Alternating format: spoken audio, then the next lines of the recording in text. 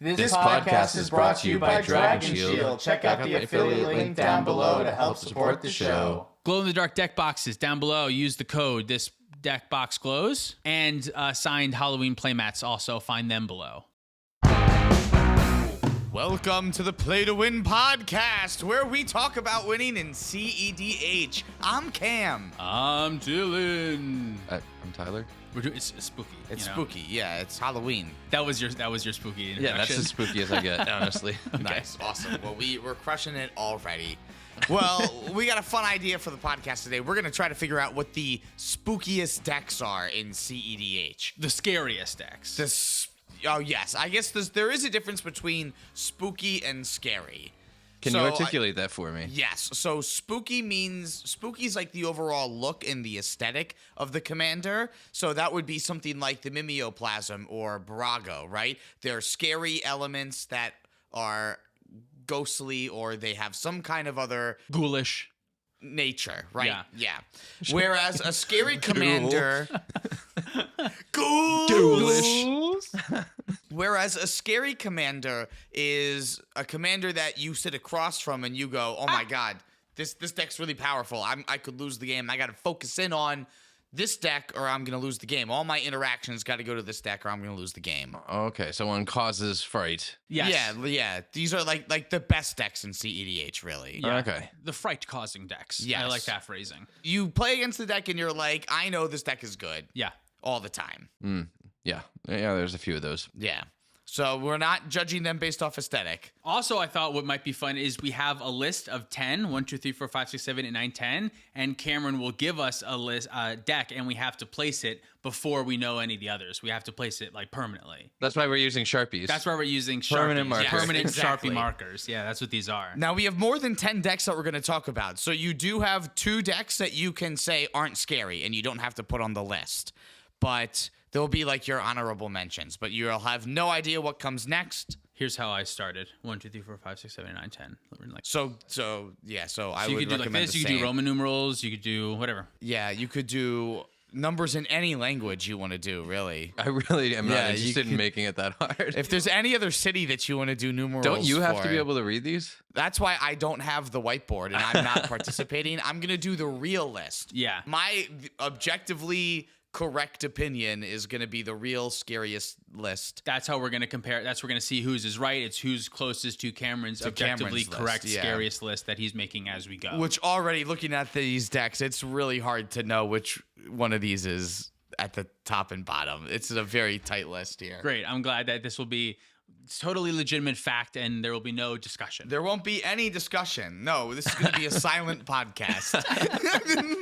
So you just say the deck, and then we ponder silently. Yep. That's I'm not scary. going to even That's tell scary. anyone what the answers are that you Right. guys The give. viewers are just going to hear you read a deck, and then minutes on end of silence, and then at the end we'll hold up our list. Yeah, I like that. That sounds great. That Yeah. sounds scary. Yes, that I'm- does sound rather spooky. I'm terrified about how this is going to go all of a sudden. Excellent. Nice. Okay. So do you guys want the first deck? I'm so ready. All right, Oh, so yeah. the first deck that we're going to throw out there is ATRAXA, Grand Unifier. Ooh, okay. This is the new ATRAXA.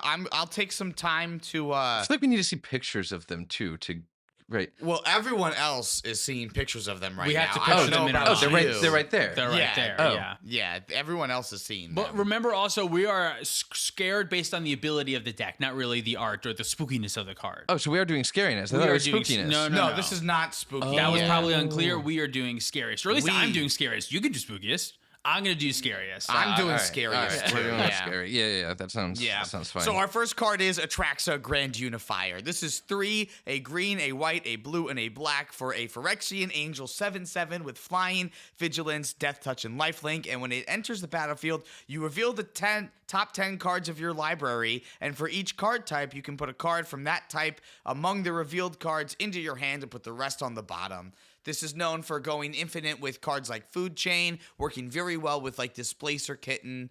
This card is seeing a ton of play in top tournaments and doing super well, making top 16s in these large player events too. You want me to start off, or do you want to go? Do you have something? Oh, we're doing. I thought, what happened to saying nothing and then doing it at the end? Yeah, Oh, shit, that was you threw so. it away. So I was thinking we could actually say. So a few I words called about the it. network and they said that was a bad idea, and we had to compromise a little bit. So we are gonna do something. It's the network. It's the executive over there. It's Jack and Yes, Jill. It's Jack the and dogs. Jill. Yeah. Yeah.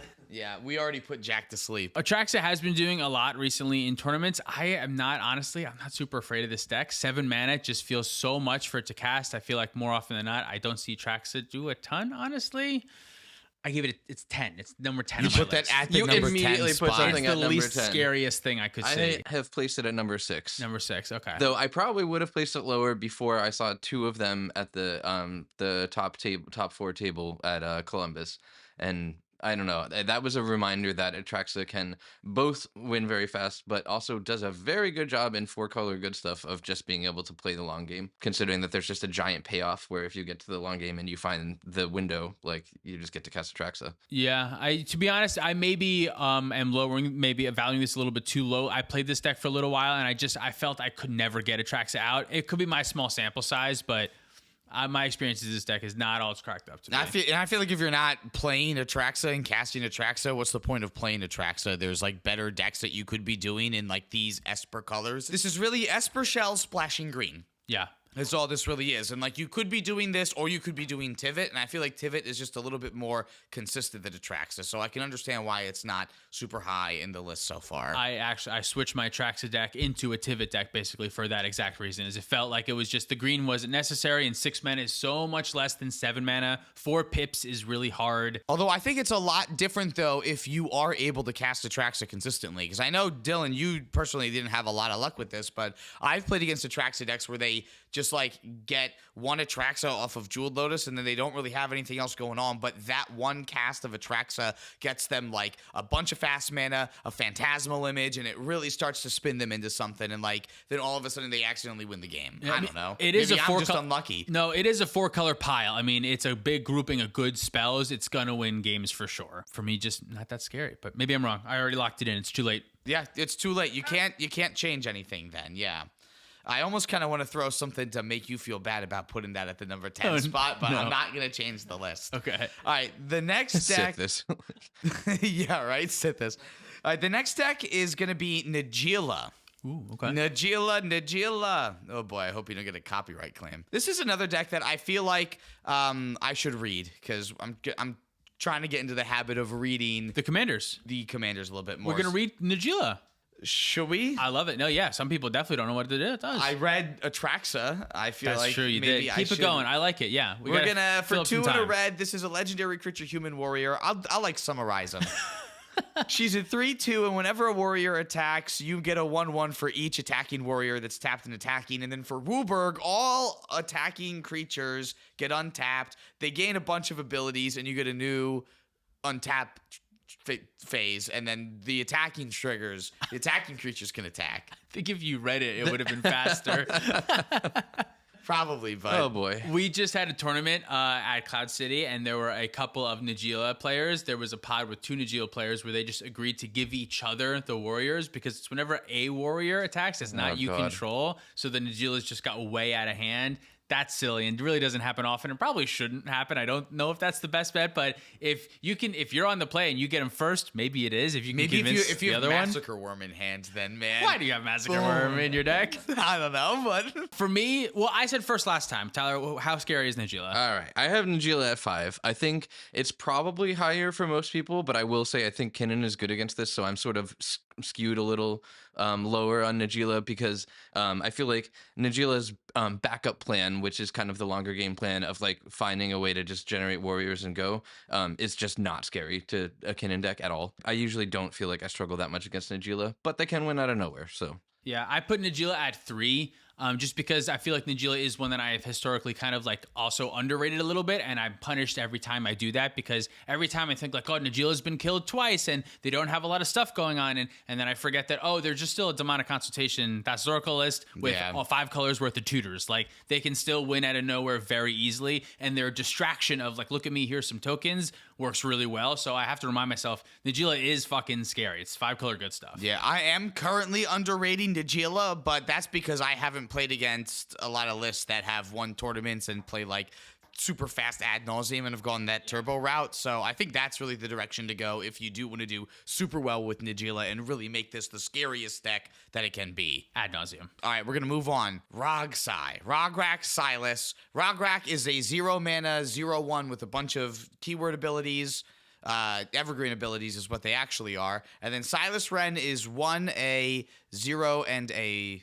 Nope. SILAS Wren is 1 a blue and a black for a 2/2 with Death Touch. It's an artifact creature, and when it deals combat damage to a player, you get to put an artifact from your graveyard back into your hand. That part doesn't really matter, but hilariously, with the addition of Mount Doom in this list, having an extra thing that you can sacrifice with Mount Doom to do the ability in SILAS because it's an artifact, like as legendary artifact specifically, that's kind of fun and neat, I think. But That that's not what this actually deck is does, kind of right? interesting, yeah. Huh. For me, Grixis is always going to be scary. I'm always going to think, like, in the dark, whichever deck is playing Grixis is secretly probably the best deck or closest to Grixis. That's how I weigh the colors of the format. And ROGSAI, I think, just does it the best, and it's the fastest. So for me, it's like, I maybe will think of differently about my mulligans if I know I'm playing against ROGSAI. So that's very scary. I gave it a 2. You put ROGSAI way up at 2. I wasn't sure if there's going to be a 1. ROGSAI should be a 1 maybe. That is interesting because... 1, yeah. ROGSAI's a 1? I think I might be wrong. Well, You're a Kinnan player. Again, yeah. Like, I need the game to go long to win. Not just as a Kinnan player. Like, this is also just how I am as a player. Like, I do much better in the long game, and this is a deck that does not ever want to see the long game for the most part, but can also sit back and just like present win after win. I have also mulliganed like to relatively specific hands that I felt like would be able to deal with ROGSAI decks, and then still lost. Like, it just I don't know. It is capable of presenting so many wins so quickly. I really struggled to play against this deck. Yeah, honestly, after you saying that, I feel like I should have put this as 1 because ROGSAI is. I think it's. I don't know if it's the best deck in the format, but maybe it is the scariest. I think I fucked up. It's definitely way up there in terms of scariness. Can I change mine? Can I move mine to 1? No, It's too late. No, Permanent it's marker. too late. You already put it in at 2. All right, it's locked and in. you explained why it was at 2. Yeah, that's true. It's over. I'm too done late, for. yeah. The deck is scary though. Scary good. That's why I have it built. That's why I want to play it because I have to understand how it wins so I can understand how the fuck to beat it because it wins a lot. Don't forget, you guys do have 2 slots for decks that aren't scary too that you have to remember. So I will remember. keep that in mind as well. Okay. Do we have anything else to say about ROGSAI? Nothing for me. Great. All right, let's move on. The next deck that we're going to talk about then is Kinnan. Oh, Kinnan Bonder Prodigy is a green and a blue for a legendary creature human druid 2/2 that says when you tap a non-land permanent for mana, add 1 mana of any type that permanent produced. And then for 5, a green and a blue, you can look at the top 5 cards of your library and put a non-human into play from there. This card's nuts. We've seen Tyler do awesome shenanigans with this deck. We've seen a lot of people in tournaments pull a lot of shenanigans with this deck. yes, very, very true. Tyler, would you like to go first since this is your deck? I have placed Kinnan at 8. 8. You are trying to trick people. No, I mean, It's not that good. Don't worry. again, I mean, this is from a personal perspective to the extent that, like, how scared am I to seize Kinnan? Not that scared. Sometimes it's just gonna get there, but other Kinnan decks also want the game to go long, and since I'm almost always playing Kinnan, I am usually down for that. And I would like to think that in most instances, because I've just played the deck so long, if we draw roughly equal cards, like I might still be able to get there against the Kinnan.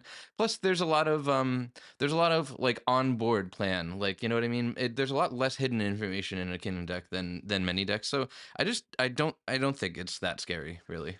I have Kinnan at 4 with an asterisk, and the asterisk is because the Kinnan that I play a lot is piloted by Tyler, and I feel like Tyler pilots Kinnan pretty well, and when I play against other Kinnans, I don't find it as scary. I feel like there was ways to exploit it that maybe I know how to play against the deck, so I see those ways very clearly in other pilots, and they don't know how I play, or what. I think on a regular pilot, I would probably take it down a couple notches, but since I see it with Tyler often, Kinnan, I lose to this deck so fucking much. If it's not my 4th scariest deck, I don't know what it is. So. See, that's I'm funny. very flattered. That's funny. So I will say for me, like, this one is pretty high for me, not only because, again, I play against a very good Kinnan player all the time, but It also is a very pod dependent deck for me. That also True. really depends on how scared I am, because the more stack stacks that there are in the pod, I mean, even if there's one stack in the pod, and it's usually not me, I'm like never playing stacks. So if there's one of us in the pod and then the Kinnan deck's there, I automatically am much more afraid of that Kinnan deck, because between Rule of Law and like a lot of the other cards that the decks that I tend to like to play suffer to play under, Kinnan does really well to play under. So it definitely makes me a lot more wary to be looking out for what my opponents are doing, probably more so than any other deck I play against. It's strange how like pod composition really dictates. I just saw you spill all over your shirt. I'm sorry. Yeah, I'm glad you started talking so that I could cut away from myself. Sorry. No, look, see it? See it? I don't know why that was funny. Here. Zoom in, enhance. It's funny how pod composition matters so much on whether a deck is scary or not. Like if I am in, like you said, a pod with a lot of stacks commanders and a Kinnan, I'm much more afraid of Kinnan than if I'm in a pod full of a bunch of 4-color decks in Kinnan. Then I'm a little bit less scared of Kinnan. Yeah, so exactly. it is pod dependent. I think that's right. Can I say, in the tournament, the play to win tournament that we just played at Cloud City, we had one game where there was a very early Drannith. I cast a copy of Drannith very early, and then there was a Douthie, and the Douthie got copied. And at that moment, I was like, I think I'm in the best position I could possibly be in. Like, Yeah. I just don't like, this deck thrives under multiple stacks as long as it's not fucking Graph Digger's Cage. Yeah. Not that one. And it's also, it's a lot, it reminds me a lot like Tron. Like if you slow Tron down and you kill the lands in Modern, eventually they're just going to get to 6 mana and cast a Wormcoil Engine if you don't kill them quickly. That's how Kinnan is. Like you can shut Kinnan off, but eventually you're just going to play your 6th and 7th land and start dropping big creatures. You know what I mean? 6th and 3rd and 4th land, and you have mana rocks. I know, but like I'm saying even if Right. they do shut you off, if Okay. they take Kinnan out, if you don't have the ways to make extra mana, eventually you'll hit enough mana to just cast Consecrated Sphinx the old-fashioned way. Do you know what I mean? Yeah, So they 100%. have to put the clock on you as well as pressure you. So it's difficult to beat. No, they don't. Don't listen to him.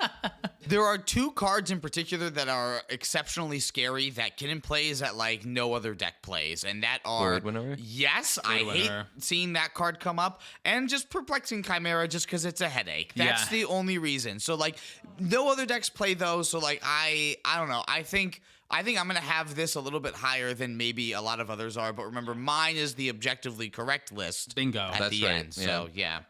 All right, we're gonna talk about Kenrith, the Returned Okay. King, next. So Kenrith is 1 white mana and 4 regular generic mana for a 5/5 legendary creature You human. gonna remember all of these abilities? I'm gonna remember all of them because the red mana, for a red mana, all creatures gain trample and haste until end of turn. I've liked that with Dauthi Voidwalker sometimes. That's kind of funny. For a 1 green and a colorless, you can put a +1/+1 counter on target creature. For a white and 2 colorless, you can gain 5 life, or target player gains 5 life. For 3 and a blue, target player draws a card. And for 4 and a black, you can return a creature from a battlefield to its owner's control in play. From a graveyard to the battlefield. I hope that's what I said. That's perfect. Yeah, I'm sure you said it 100% right. I'm sure that I did too. I think I know how to spell Kenrith. Are there 2 N's? No, I think there's just 1 N, Kenrith. Kenny has 2 N's though. I'm ready to go. Kenrith is pretty good, but for some reason it doesn't scare me quite as much. It just, I feel like it needs a little bit more stuff to get going. It needs like a training ground, or it needs other things, whereas the other ones are a little bit, like Najeela is like another version that's just much easier to cast. So for me, I gave Kenrith a 7. I think Kenrith is very good. It's definitely one of the best decks in the format, but for some reason, most of the time when I play Kenrith, they feel almost unfocused. There's so many things that you can do with Kenrith.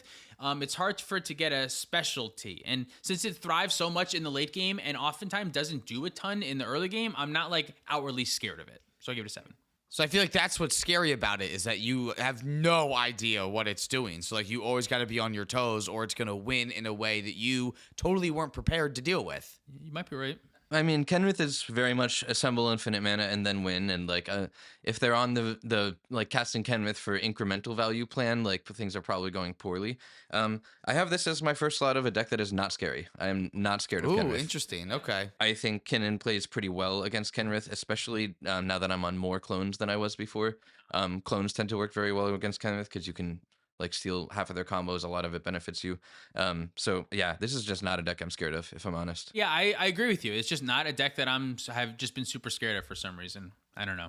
Then why'd you put it at 7, Dylan? That's not super scary to me. 7 is not super scary. I feel like I feel like there's a couple other. I don't know. There's more decks that we're gonna talk about. There are a lot of other decks that we're trying gonna to plan talk it about. out. I'm excited to see how this goes for the rest of this. Yeah. All right. The next deck that we're gonna talk about is KENRITH. This is the exclusively mono black commander that we're gonna talk about here. What? Exclusively Not mono black. Exclusively black. Exclusively, yeah.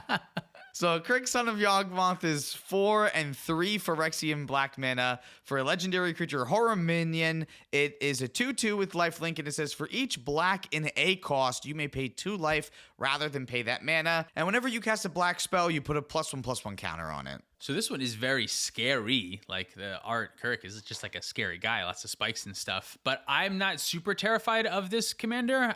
Realistically, it's probably one of the fastest commanders in the format. I would say it's the deck that most people on Twitter, when I asked, said that Kirk was the deck that would present the most turn 1 wins options. I think Kirk probably does do that, but Kirk can get blown over by a simple, gentle breeze, anything at all, a little piece of removal, a touch of counterspell, anything will kind of make Kirk crumble. So for that reason, I gave it, put it at 9. Above ATRAXA, though. Still scarier than ATRAXA. Still scarier than ATRAXA. How about you? I don't want to show it. I did something silly. Well, I wrote KENRITH, and then Cam said Son of YAWGMOTH, and I wrote SOY as Son of YAWGMOTH, but then since I wrote Soy, I had to write Soy Boy. But I put him at 4, and Soy Boys are not supposed to be scary, so I'm really confused over here. Holy That's the cow. I fucked up, man. Yeah, I don't know what to think of your list all of a I sudden. don't get it. But at I will all. say, so in seriousness, as I alluded to with ROGRAKH, very fast decks are scary to me, both as a player and as a KINNAN player. It doesn't hurt that I play against a store owner who plays KENRITH, who is just a very good player, and like wins an awful lot. Like I just feel it's one of those players where you're just like, he's been playing for, you know, probably 85 years, and like every single time you play against them, you're just like, I feel like an idiot. Like, so yeah, I'm 100% more scared of it than I should be, probably. You're right, it folds to interaction, but like they still, you know, they can present wins once they get shut down. Yeah, So it is consistent. Kirk is definitely consistent. If you stop the turn 1 win, turn 2 win is coming also, so you have to stop that one too. Yep. Yeah, that's very true.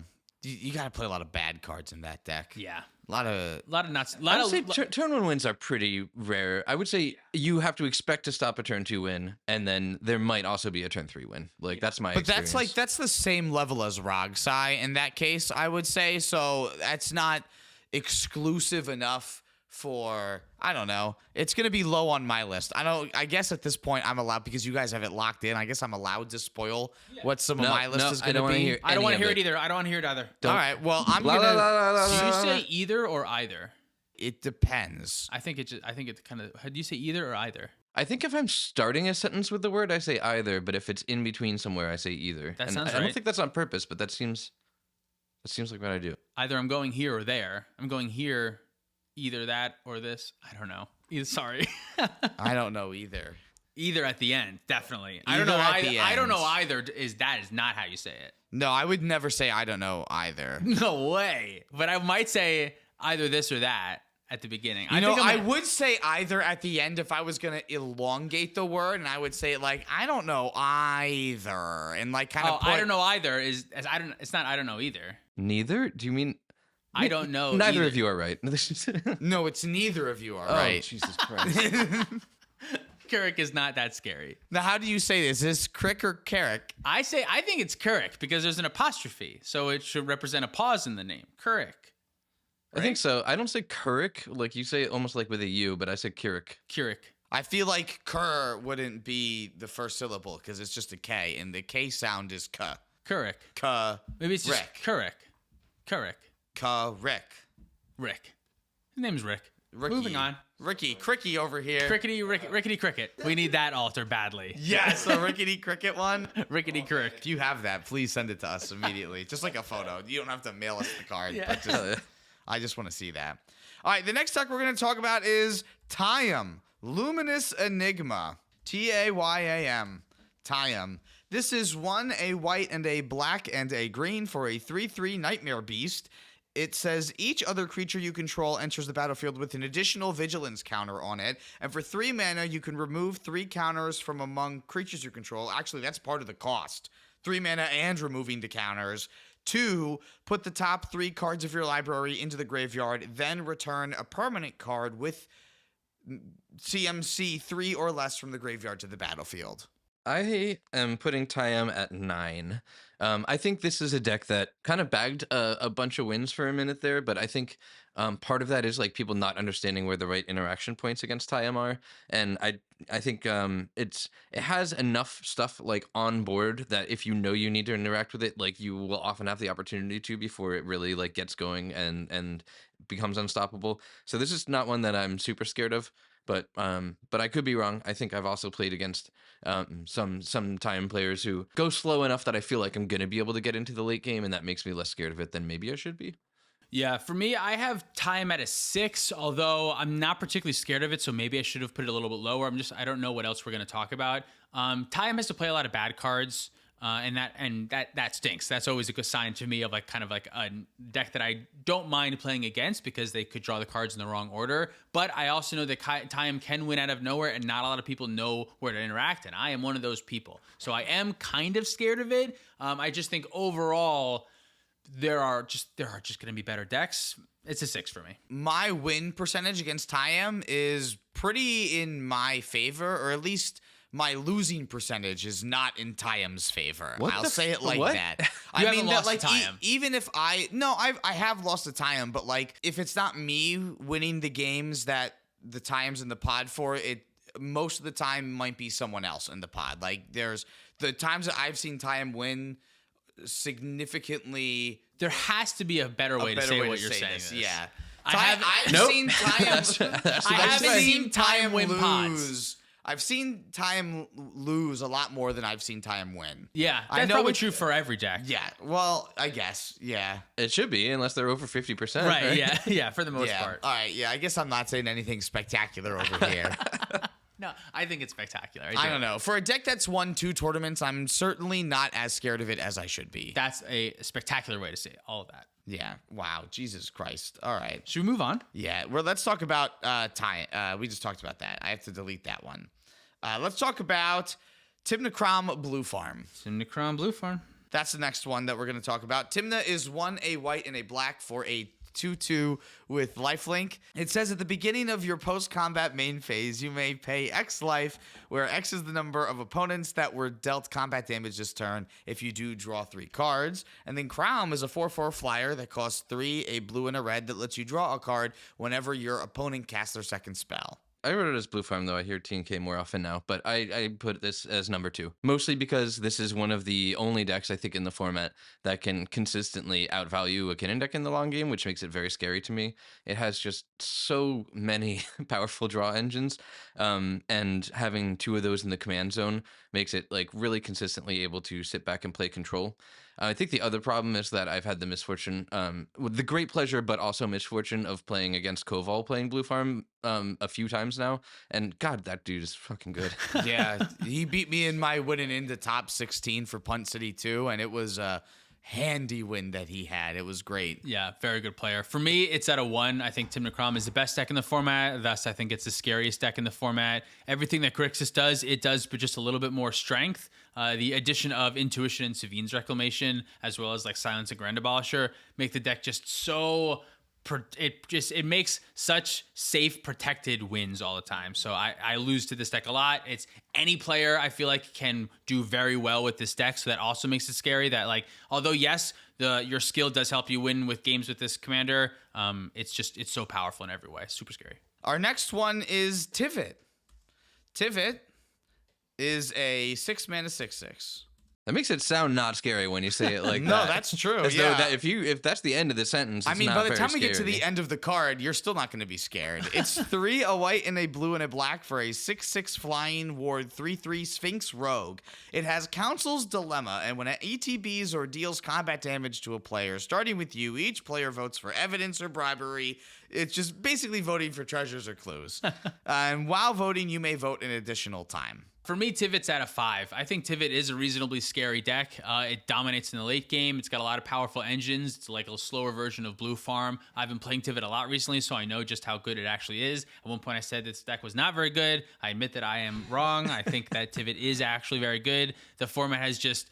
I think it's slowed down just enough where there's so many heuristic studies and the one rings and similar effects. An extra engine in your command zone that can also help you in the game is super good. So I'm scared when I see this commander. I have Tivit at number 3. I am pretty scared of this commander. It's partly because it does have a good long game plan, but of course because it's still a Thoracle deck, it sometimes just jams wins early.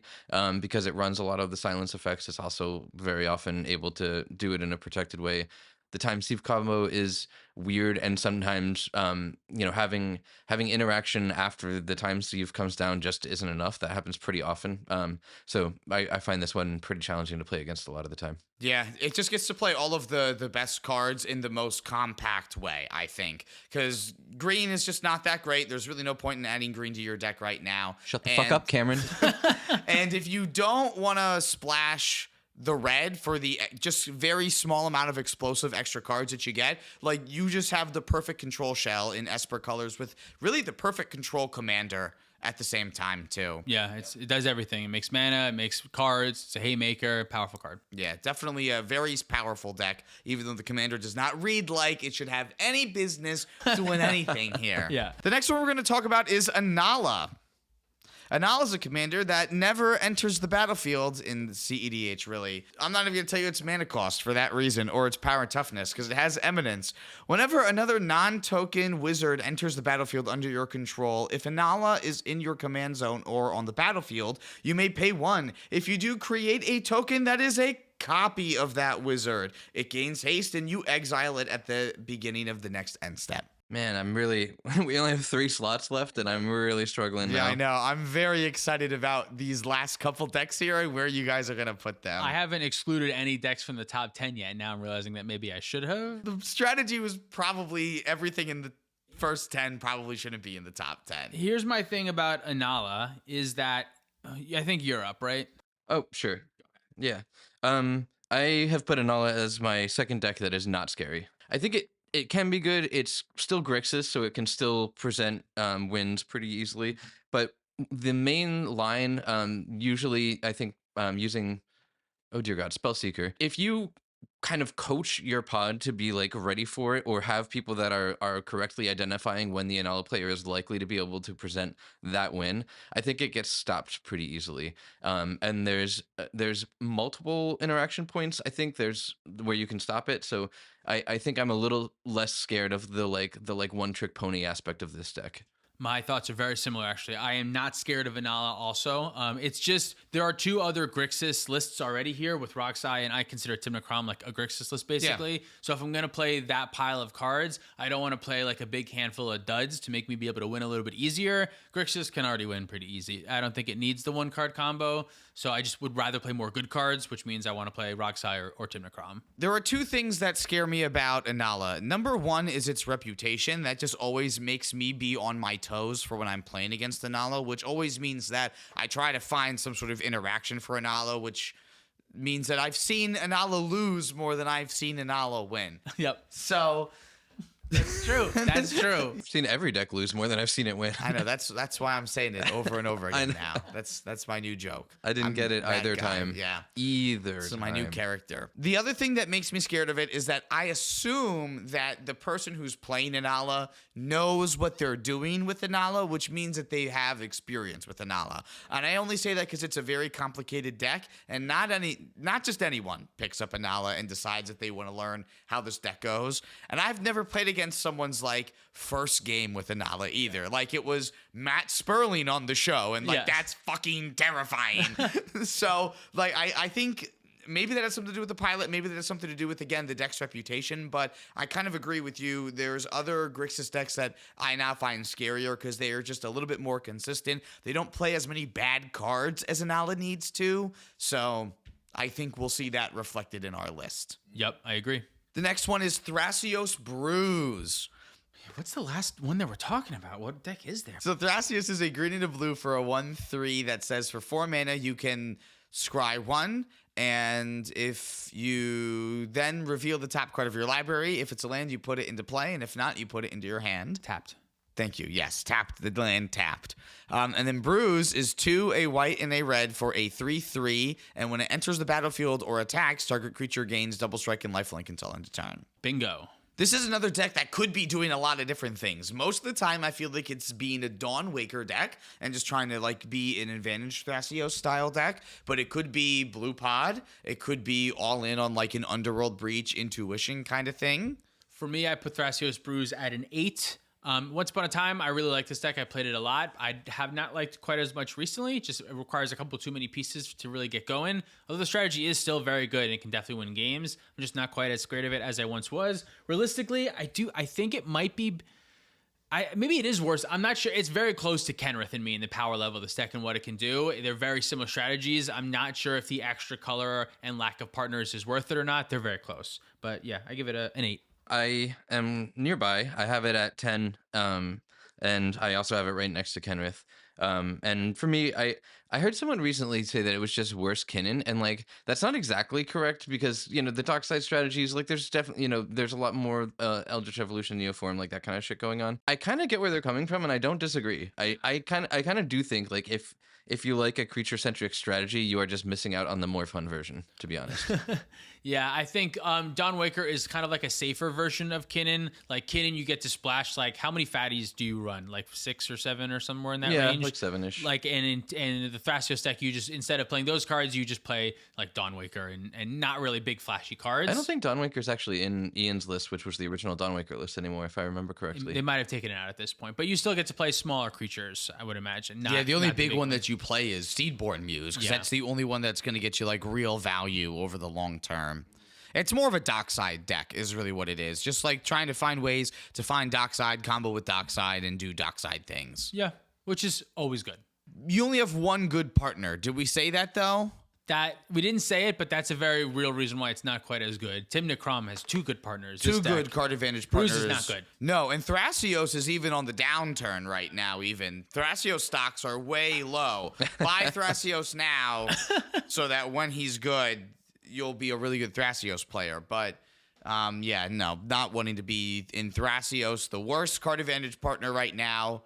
With no other partner that's doing anything? Come on. We have one more deck that we're going to talk about. This is SISAY Weatherlight Captain. Oh. I knew you were going to bite yourself in the ass for this one. I forgot about that one. I'm actually really pretty happy with how my list turned out, oddly enough. So SISAY is 2 and a white for a 2/2 legendary creature human soldier that gets +1/+1 for each color among other legendary permanents you control. And for Wooburg, you can search your library for a legendary permanent card with CMC less than SISAY's power and put it into play. This card has so many fucking convoluted lines and so many weird ass fucking planeswalkers and legendary creatures. So fucked up. This whole fucking deck's so fucked up.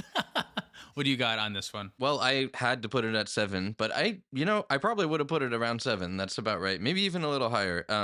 I'm reasonably scared of this deck. I also wrote Water Closet instead of Weatherlight Captain. Just want to... Okay. I had to double down on the soy boy silliness. Of course. Yeah. But I regret it immediately. Yeah, I don't get the water closet one. I know what a water closet yeah, is, but that's why is it's she not a the good water? joke, Cameron. I don't like it either. Either? I don't like it either. Definitely. I don't like neither of the I would ways say that this is going. That Say Cameron, that's either, just yeah. not correct. I don't like it either. All right. Well, SISAY. SISAY has like a lot of not bad cards, but cards that you only want like at a certain moment, and it's just counting on tutoring those out. So I think it can probably be a weird deck to mulligan. I don't really know because I haven't piloted it, I think, ever, if I remember correctly. But I've lost to it a bunch, and I think part of the reason I've lost to it a bunch is because once it gets going, especially if it's on the like very untap happy version, it can be like one tutor and then you're just done. You're in a chain.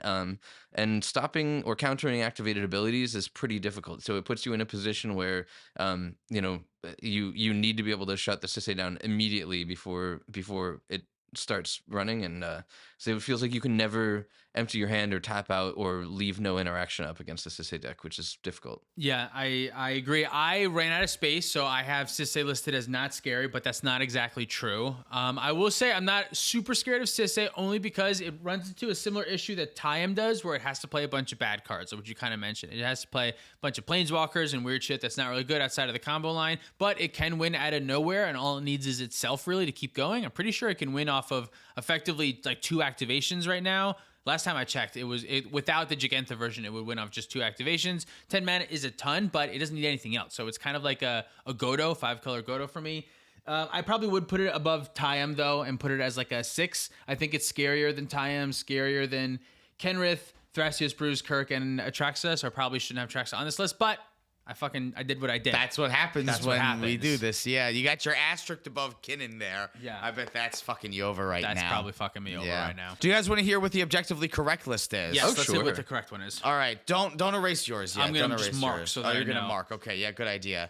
All right, so the 2 decks that I have as not scary because I knew what the list was. I have INALLA and Crick as the not scary decks because I'm kind of going based off of like reputation and like tournament standings and stuff like that. And those 2 don't come up as much as any of these other decks that we're talking about here. They're just very fast and very explosive, but if you interact with them with a gentle breeze or a smacking them with literally anything, they're just gonna fall apart. So I have them as the not scary decks. I have TAYAM as number 10. And part of the reason I have TAYAM as number 10 is, again, because we don't really know much about TAYAM. We as like science and like all kinds of professors and scholars and shit. We as science. Yes, we don't know what TAYAM does, and you lose the game because of that. Oh, speak for yourself, buddy. I know what it does. No, remember, I'm the objectively correct Oh, one. sorry. Keep going. THRASIOS BRUSE is number 9 because I've really liked this deck. I've done pretty well with this deck. I've also not done very well with this deck. I don't really like this commander combination as much, but I like what the deck does, and I like the cards that the deck plays. I'm still scared of it because, again, you also don't know what all you could be doing. ATRAXA I have as number 8. I like this color combination a little bit more than THRASIOS BRUSE, which is why I have it here, just because I like black a little bit more than not red. having black, than red, if I'm gonna do this, honestly. And I like Food Chain a little bit too. It's just extra ways to win the game. I have KENRITH as number 7, again, because KENRITH could be doing literally anything. Not knowing what the deck that you're playing against is doing is very scary when you're looking for an opening hand, because it could lead you to trap hands. KENRITH's definitely a 7, like in the world of CEDH, so that kind of makes sense. It's a 7. It's a solid 7, yeah. It's not as good. I have SISAY WEATHERLIGHT Captain at number 6, again, because there's times where I don't really know what this deck is doing. That's where I would have put it. Yeah. Had I thought. Also, like, I've lost to it just getting to fairy, and then you can't respond, and then you just lose the game there. So, like, being able to sneak stuff in like that is really good. I have Tivit at number 5, because the deck is very powerful, even though the commander is kind of poopy, but it still wins tournaments, so I can't really disrespect it. I have Najeela at number 4, because even though I'm kind of underrating Najeela a little bit right now, I still gotta respect the queen. She's very powerful and can win games out of nowhere. I have KINNAN as number 3. I think that's just because I'm a little bit skewed and play against KINNAN a lot, and I've lost to KINNAN a lot and really focus in on KINNAN when I play against KINNAN now, so it's definitely something I overvalue because I'm scared of it. I know you guys do, and like this is starting to happen with other people now too, where I feel like it's got the crosshairs on it. Like people are like, "Oh, KINNAN, that's a really scary deck." I'm like, "No." Yeah, it is. I've lost. Don't listen that. to Tyler. Don't listen to Tyler. That's how we lose games. ROGRAKH I have as number 2. You just got to respect this combination. It's like the fastest deck in the format, but can consistently put up wins. And unlike Crick, has blue in it. And unlike INALLA, plays good cards.